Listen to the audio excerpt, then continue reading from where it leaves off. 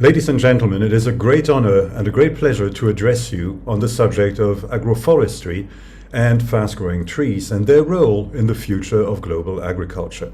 I would like to start by apologizing for doing this via a recording rather than live. There has been some mix-up on the timing of my presentation, which I assure you is entirely my fault. This also means that the presentation I'm about to give you is going to be a general one, focusing on agroforestry and its potential, rather than one focused on everything we've learned about agroforestry using fast-growing trees around the world. Let me share my screen.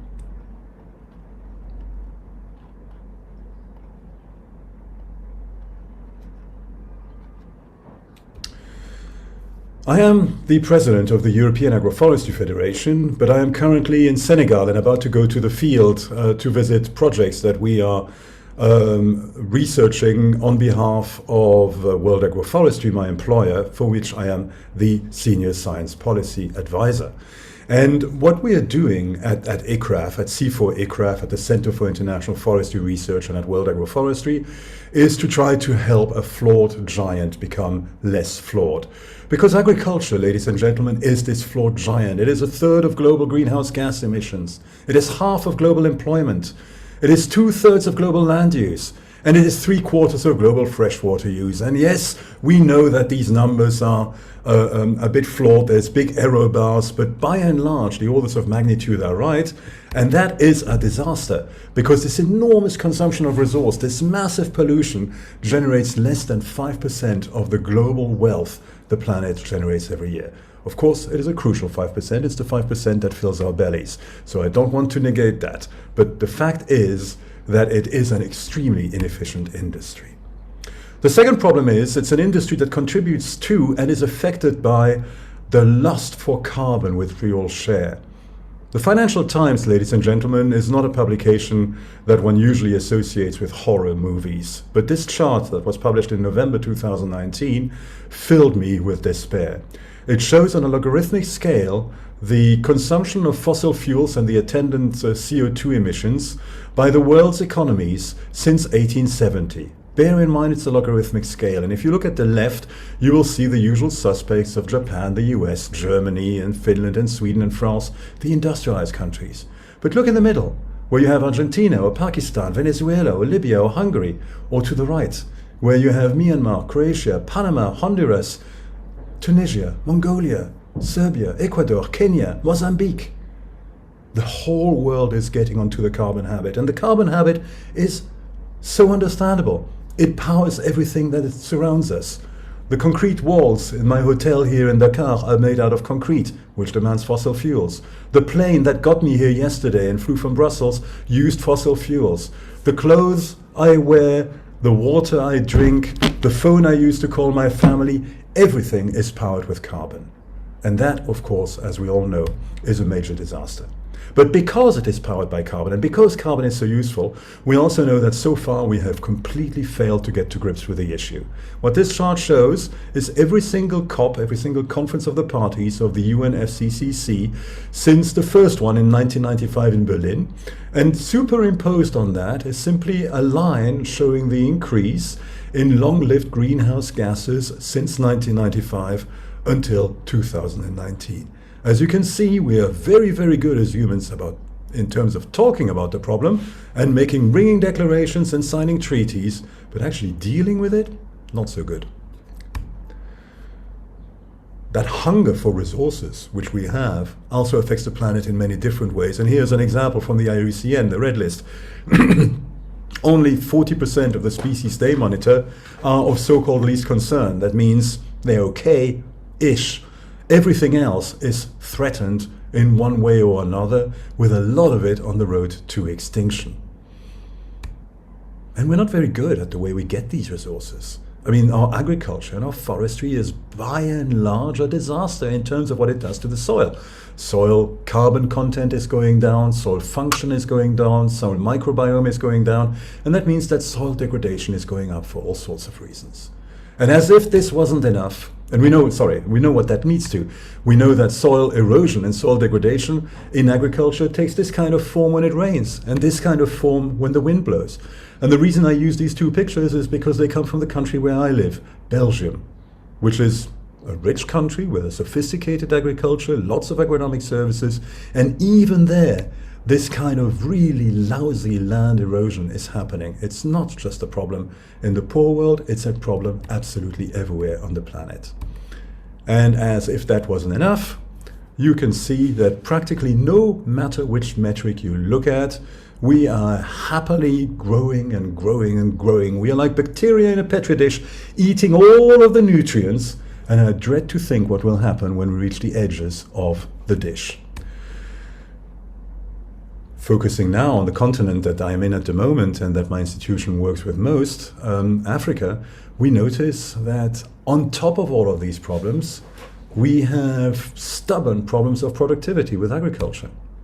And that is due to the fact that we have population growth, which means that traditional agricultural systems like fallowing are going down, which means that land is being overused, which means that soil function is going down, which means that soil fertility is going down, which of course increases poverty. And one way that humans react to poverty is to have more children in order to ensure that some survive into adulthood and that some are around to help us in our old age. It's a vicious circle. And it's a vicious circle that is already contributing to instability. What you notice is that about 80% of the world's violence, defined as the kind of violence that leads to killings of a reasonably large scale, is happening on the 20% of the world's surface which are heavily degraded dry lands. This is a spiral into perdition, and it leads to these kinds of pictures that occasionally fill our TV screens. Needless to say, there is no magic bullet to any of this. And perhaps the only industry that's making a good living out of it is the journalistic one, which is publishing a fine series of books about exactly how uninhabitable our planet is going to become soon, unless we get a grip. By now, ladies and gentlemen, you might be perfectly justified in beginning to panic and rapidly Googling suicide pills. But before you reach for that step, let me offer you some hope. Because there is some hope out there. And the hope is symbolized by that picture. What you see is a well-fed family with a lot of produce on their heads walking through a thriving landscape that combines crops and trees, an agroforestry landscape. And the reason why that brings us hope is because agroforestry builds right into the fundamental breathing pattern of our planet, the seasons, the way that photosynthesis grows and covers the northern hemisphere when the spring and the summer is coming, and the way it disappears again in the winter. And when we look at that, we notice that this winter-summer effect is massive. Every year it is leading to changes in atmospheric carbon concentrations in the region of 15-20 parts per million. We increase emissions by 2 or 3 parts per million. So every year, nature is capable of sucking back down out of the atmosphere at least 10 times our annual excess carbon we put in the atmosphere. Of course, over time it is going up. Let me help you read this. It may not be very easy to read. So on one axis you have latitude, on the other axis, the horizontal one, you have time, and the vertical one you have carbon concentrations. And what this shows is that a lot of this pumping of carbon is happening in the northern hemisphere, coinciding with the northern hemisphere seasons. So what you could say is that a clever agriculture, like agroforestry, is one that tweaks that system to make sure that in the summer a little bit more is sucked down and in the winter a little bit less is pumped back out again. Enough, perhaps, to even out the excess carbon we're putting in the atmosphere. I'm not saying that this is a solution to climate change. We still need to get rid of fossil fuels, but at least this can buy us a significant amount of time. And that is great news. Because irrespective of how you measure, whether it's 20% on the right or 25% on the left, agriculture, forestry and other land uses emit an enormous amount of greenhouse gas emissions, and paradoxically, they are one of the easiest sectors where we could cut emissions right down to zero and even into negative territory. And that's been recognized by people who have looked at all sorts of measures to decide what to do about our warming planet. The Drawdown Group in the US is a good example. And what they've done is they've simply looked at absolutely everything you could do. And you see the top line there is refrigerant management. I never thought of this before I read that report. Number 6 is educating girls, because well-educating girls have less children and take care of them better. So you have things in there which are not just the classical energy system things, the windmills and the solar panels and the nuclear power stations. Yes, they are there as well, and they are important. But look how they disappear once you look at all of the solutions that are to do with land use and the food system. Those solutions are absolutely massive. If they were consequently applied across the planet, this group calculates, they would be able to pull in the region of 55 parts per million of carbon back out of the air and into the soil. That's almost half of everything we have emitted since the beginning of the Industrial Revolution, ladies and gentlemen.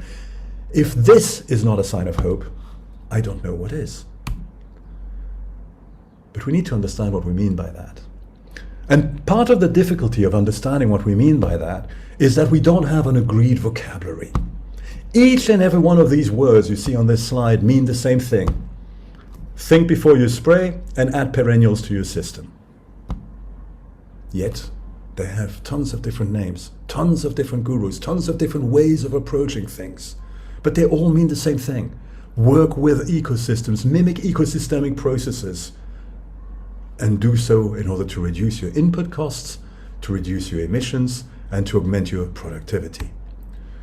And key to these kinds of systems are two components: trees and animals. And I love this picture because goats, normally bedeviled because they can be so agile and adroit to find food, can actually be extremely helpful in managing some ecosystems to make them more productive. Now, amongst all of these systems, you have 4 broad classes. What all of these words mean is really 4 different classes of systems.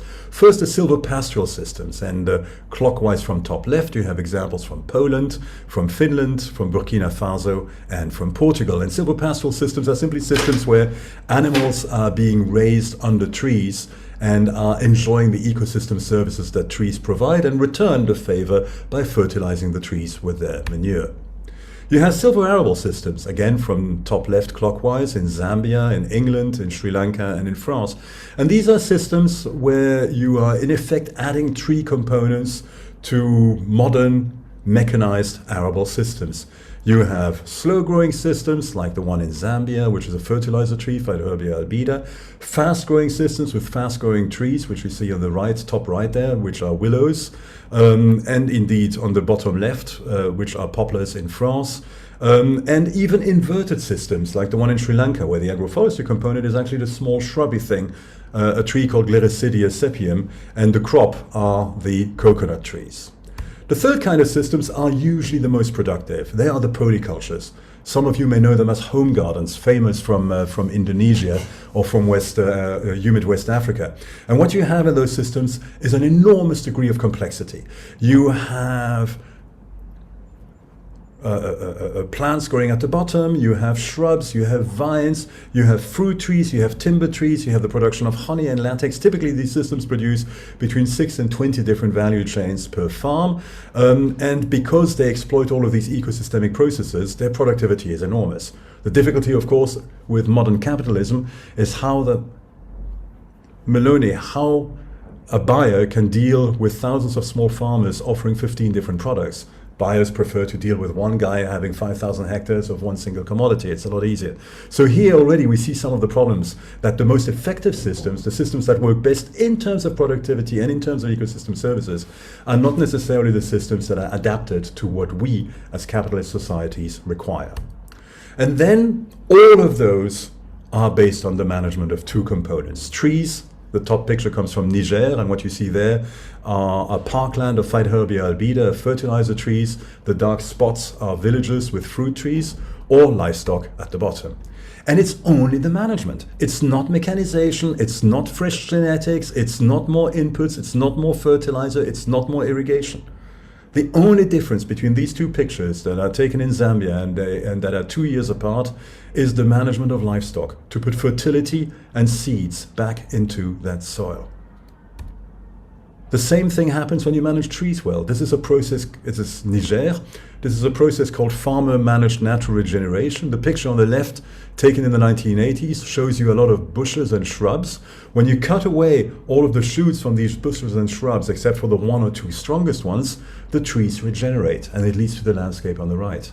These trees have a reverse phenology. That means they lose their leaves in the rainy season, feeding the crops with their fertile leaves. They have deep tap roots that can find nutrients and water even in drought years. They have distributed shade in the dry season, which means that the crops are protected from the hot sun. In fact, without these trees, growing anything in the Sahel is extremely complicated, simply because the growing season can be very, very short, especially in the areas to the north abutting the Sahara, where rainfall is scarce and fickle.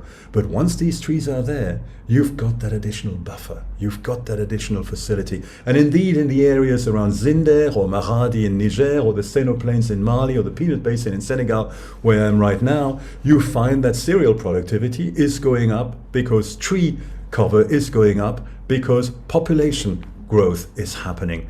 Farmers realize they need those trees, and they will do whatever they can to put them back in the landscape if they are allowed to. The same thing with the management of animals in heavily capitalized systems. These are 2 big ranches in South Africa, in Aberdeenshire. And what you see there is set stocking on the right. The cows are allowed to munch whatever they like, whenever they like. And holistic grazing management, a form of mob grazing on the left, where the cows are concentrated on a small spot of land for 2 or 3 days before being moved on, and the land being allowed to regenerate. You can see not only that there's a lot more biomass on the left, but you can also see that the soil is much richer in carbon. And you can see that from the tire tracks. Compare the tire tracks on the other side of that fence. The soil on the left is far more friable, far more spongy. The tires go down into the soil in the way that they don't on the right. Sometimes management means a top-down edict from the party, as here in China, which restored millions of hectares in its Loess Plateau using the labor of millions of people to build terraces. And all of it tends to work. Here is an example from a farm in upstate New York. And when they switched over to mob grazing, they measured the carbon content of these various paddocks before in black and after in yellow. And these are figures that are separated by 3 years. So what you see is you have a very rapid buildup of carbon in soils that are managed in these ways. Now, agroforestry is also really helpful for adaptation. When the drought hits, when the heat is there, the crops and the animals love having a bit of shade. This picture shows dairy cows in Belgium, and the measurements that have been done in Europe show that the cattle having access to shade in the summer increases their milk production by 5 or 6%. It's brilliant. For the crops, what the trees do is they buffer rainfall and they buffer drought. They buffer rainfall because they absorb all of that water, which then goes through their branches, trunks and root systems into the soil, and they lower the temperature, create a microclimate, make that water available to the crop, so they buffer droughts. They don't batter drought quite. I wish they did, but they buffer it certainly. And of course, you can also deal with excess rain using systems like this. This is a keyline system in I think it's in Wisconsin, but I'm not sure.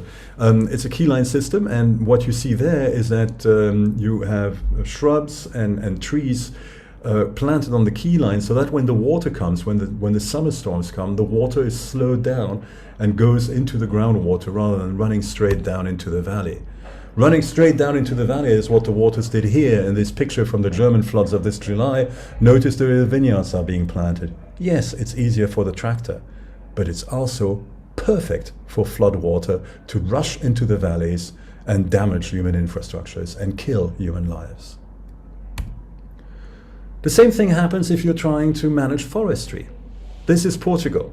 This is probably my favorite agroforestry landscape in the world because I am a gourmet, and apologies to the Muslims around you, but this the ham coming from these pigs is just the finest in the world, and the corks coming from these cork oaks go into the wine bottles, which are the perfect accompaniment to these meats. When these systems become abandoned and the shrubland comes back, this is what you can get. An enormous amount of fuel that only needs a spark to start, burn down villages and kill people.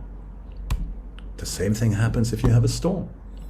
Here you have an example of a storm that happened to break through southwestern France in 2009.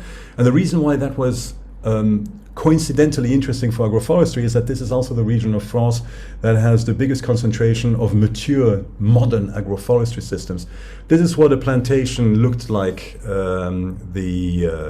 immediately after the storm. This is what an agroforestry system looked like the summer afterwards. The trees are deeper rooted, they are squatter, they are less susceptible to the wind, they are more firmly anchored in the soil.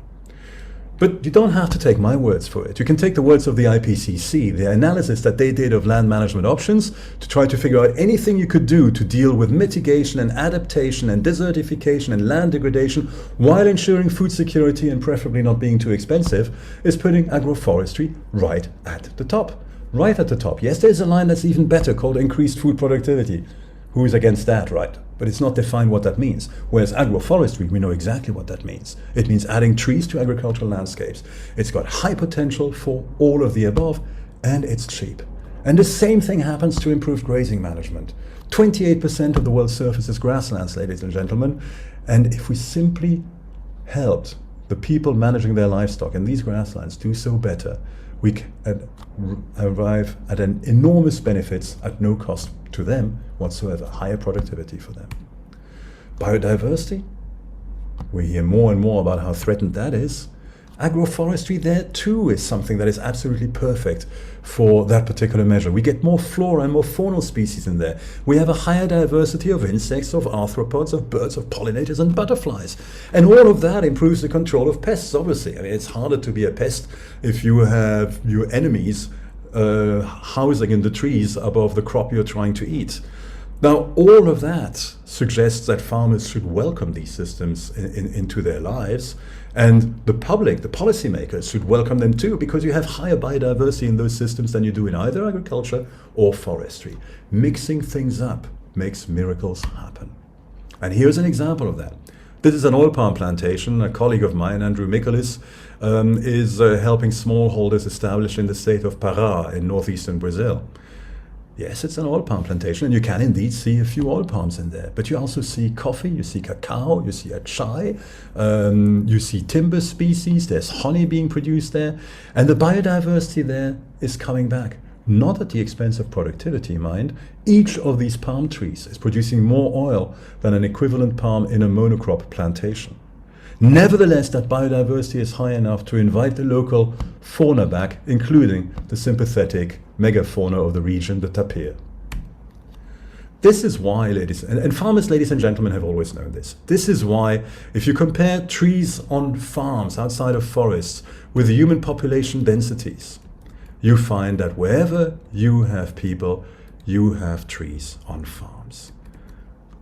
And indeed, if we look at that scientifically, we find encouraging figures. Over 43% of all agricultural land around the world has at least 10% tree cover, and that number is rising, not dropping. That's extraordinarily encouraging. Now, to get back to what you're talking about, the fast-growing trees, I wish I had a better management of my schedule, or I wish I was better at managing my schedule and not confusing the 5th with the 8th of October. And I would have been able to now give you a lot of more scientific data on what these systems can do, but I'm just going to give you some examples using some pictures. So this is a system in France which is has rows of poplars planted on the north-south axis to even out the shading effect on the crop. Poplar is an ideal species in France because it is fast-growing. There's a market for it everywhere. There's lots of sawmill using it because it's used for a number of products that are in high demand. And it's got a relatively short rotation period, which means that the farmer has more flexibility to either get rid of agroforestry when he's done with this or to plant a second rotation in those systems. Sometimes those systems were established a long time ago. This is the kind of landscape you see when you fly from Northern Europe to India and you cross Ukraine and southern Russia. You see this for hours on end. You see these thousands of square kilometers of windbreaks of these very large fields. These are large fields. They have 300 to 400 meters wide, up to a kilometer long. But these windbreaks were put down for a very good reason. They were put down in order to increase the productivity of the crops in between, to reduce wind speed and to reduce the quality of the crops in between. There's fantastic research. It's in Russia and it's pre-Google at the University of Tashkent, the University of Moscow, which documents exactly the effects that these systems have had on the productivity. And the species that were usually chosen to build those windbreaks were, of course, fast-growing trees. Fast-growing trees that often provided an additional benefit, either in the form of fodder for animals or firewood or even fruit. Those of you from China will recognize these kinds of landscapes. This too is an extremely common agroforestry system there, where paulownia is planted in wheat fields. Again, it's a very large agroforestry system. It's been around for a long time, but it is modern. It's extremely efficient.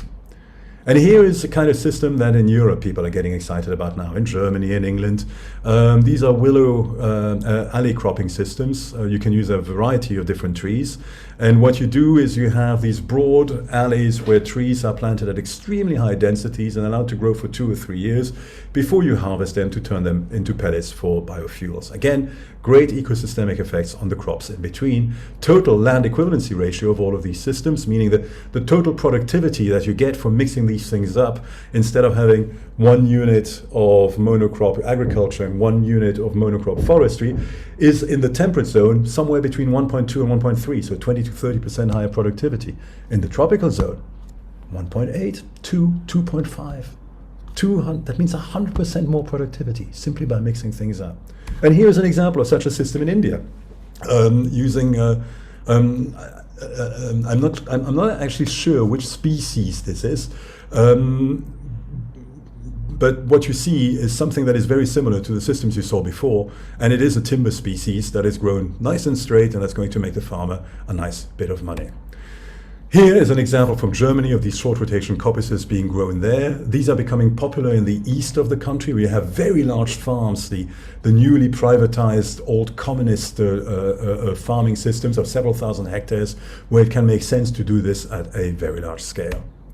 And here is a new system being planted in Belgium. This is more of a mixed system where you have poplars and cereals and pasture in the same system. None of this is very new. Here's a beautiful picture painted in the 18th century from the Po Valley that is showing these kinds of agroforestry systems being put down there as well. These are not new systems, but they are very, very efficient systems, and they deal with a lot of the externalities that we would otherwise not be able to deal with if we rely entirely on chemistry, mechanization, and irrigation. This was recognized sometimes in beautiful language like this one. I'm not going to bother translating it for you. Those of you who speak German will enjoy it. But it is an example that shows, a picture that shows from 1856, the 2 main agroforestry systems, the silvopastoral ones at the top and the silvo-arable ones at the bottom. Oh, here is a translation. There is no doubt about it, and it will certainly be confirmed by unbiased observations, that in the tree field economy, the soil power and freshness, and thus the fertility, are maintained longer and better than in bare fields, where even with all sorts of artificial fertilizers, fertility becomes less and less. The necessity and the beneficial influence of the protective clothing of the soil by larger vegetables is unmistakable everywhere, with an unbiased view of nature. So, ladies and gentlemen, that brings us to a key question. If this is the future, then why does the world look more and more like this? And the answer is multifaceted. First, capital is so cheap. Buying a tractor, no problem. Go to the bank, they'll lend you the money tomorrow. Hiring people, ooh, that's expensive and complicated. You have far more taxes to pay on labor than you do on capital. Borrowing money to plant trees, if you're not a forester, more complicated even. Go to the bank and ask for 200,000 euros for a tractor, no problem. Go to the bank and ask for 200,000 euros to plant trees in your wheat field, they're going to have a bit more difficulty understanding what you're trying to do. Then you have the global discourse. Agribusiness is a business that operates on the basis of selling yearly inputs, seeds, fertilizers, phytochemicals. Yearly inputs means yearly revenue. It's becoming a bit of an oligopoly. There's only, there's less than half a dozen companies globally that control most of the market for these products. So the profits are vast. Whereas the profits from giving advice on agroecology are tiny, because agroecology is not something you can put in a bag and sell in a shop. Agroecology is something you need to communicate to a farmer through conversation. It's expensive. Again, it's a lot less expensive. It's labor. It's more expensive than the capital represented by these bags of inputs.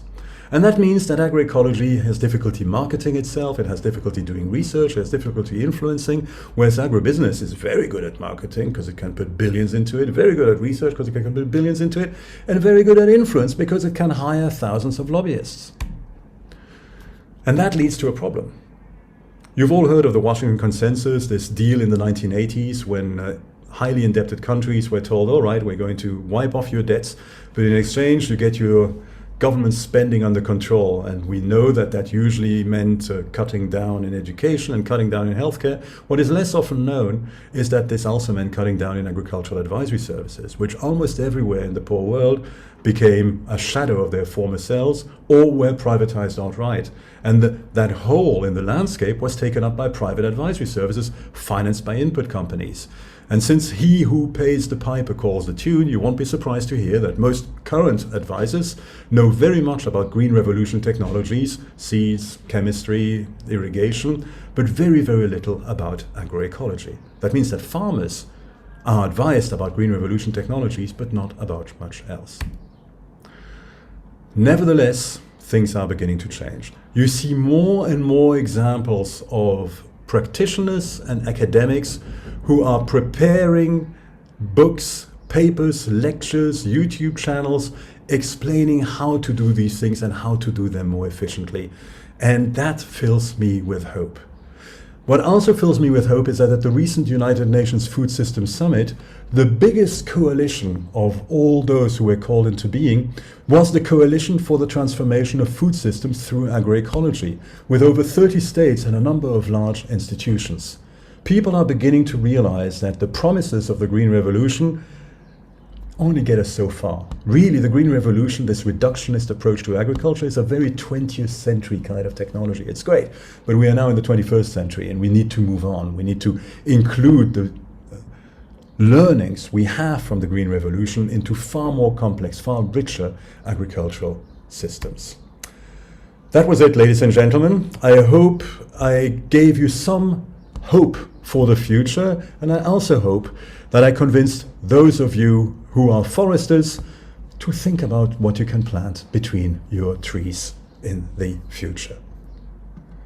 And with that, it remains for me to apologize again for not being there to answer your questions, to thank you for your attention, and to wish you a very good Congress moving on.